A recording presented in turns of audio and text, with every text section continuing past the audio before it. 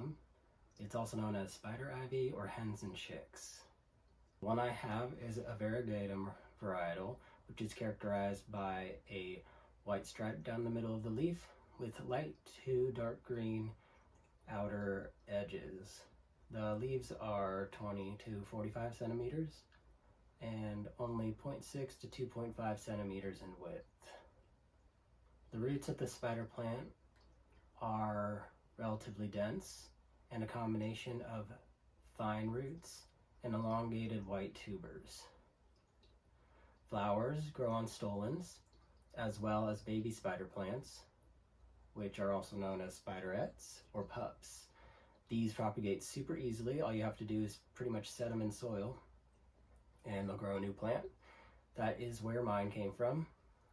Just like the flying goldfish plant from last week, I got this plant from a propagation during a lesson in 7th grade.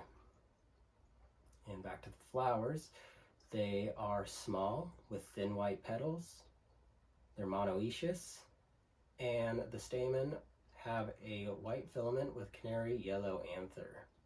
Even though I got this plant way back in 7th grade, almost 9 years ago, it did not reach full size until about this year. This is because I kept it in the window where it got less than ideal conditions.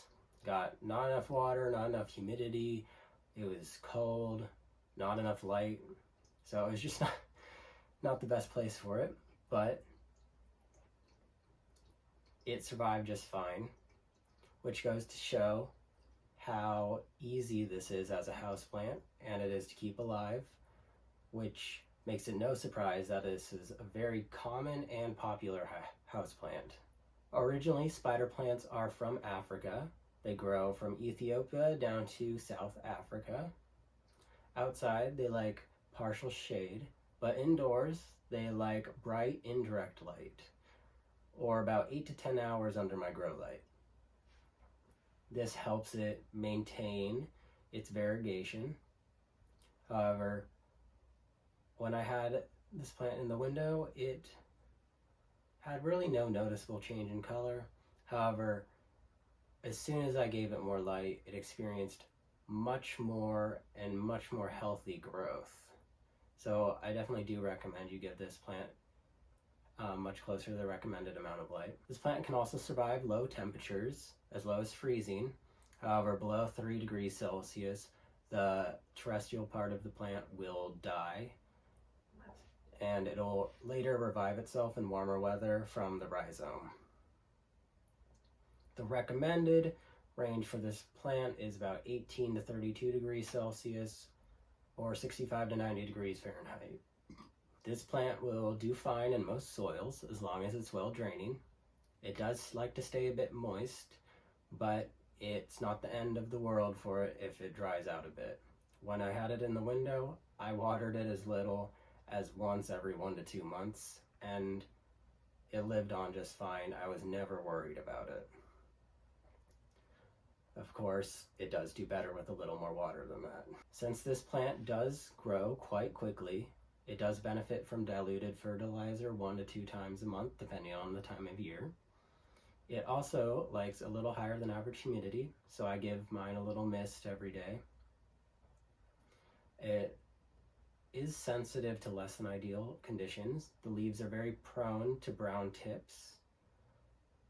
When it was in the window, it experienced all the problems that could cause it: cold, underwatering, and low humidity.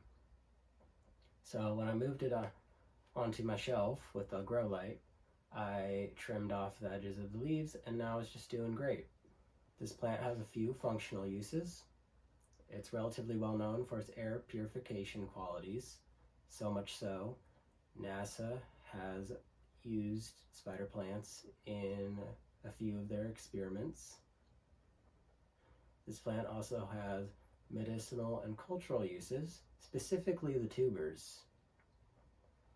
The tubers in Chinese traditional medicine are used to treat a few different ailments, and the Ngomi in Africa dip the roots in water, which are then drank by pregnant mothers on the daily to provide protection for her and her child. So there's a lot to this plant.